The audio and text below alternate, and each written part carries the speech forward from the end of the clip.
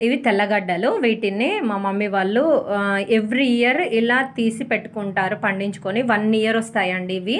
Next ఇయర్‌కి మళ్ళీ వీటిని విత్తనాలని స్టోర్ చేసుకొని వీటి విత్తనాలను చల్లుకొని మళ్ళీ వాళ్ళే స్వయంగా రే పండించుకోవడం జరుగుతుంది. ఇలా రొటేట్ చేసుకుంటూ ఉంటారు. బయట కొనుక్కోవడం అంటూ జరగదండి. వెల్లుల్లిపాయలు, ఉల్లిపాయలు, కూరగాయలు అన్నీ మా మమ్మీ వాళ్ళు ఆర్గానిక్ మెథడ్‌లో వాళ్ళ పెరట్లోనే పండించుకుంటారు. చూడండి ఎంత ఫ్రెష్‌గా ఉన్నాయో. ఇలా మనం కింద పేర్చి పెట్టుకోవడం వల్ల ఏంటంటే ఇది స్టోర్ రూమ్ అండి. ఈ రూమ్‌లో ఇలా పెట్టుకున్నారు. ఇలా పెట్టుకోవడం వల్ల ఖరాబ్ అవ్వకుండా ఉంటాయి. ఎందుకంటే వాళ్ళు తవ్వి తీస్తారు కాబట్టి పచ్చిగా ఉంటాయి. సో ఇలా పెట్టుకోవడం వల్ల డ్రై అవుతాయి. మనకు కావాలనుకున్నప్పుడల్లా కొన్ని తీసుకుంటూ కిచెన్లోకి తెచ్చిపెట్టుకొని వాళ్ళు కుక్ చేసుకుంటారు. చూస్తున్నారు కదా ఎంత బాగున్నాయో. ఇలా మీరు కూడా ట్రై చేయండి. ఇలా ఆర్గానిక్ మెథడ్లో పండించుకుంటే హెల్త్కి చాలా మంచిది.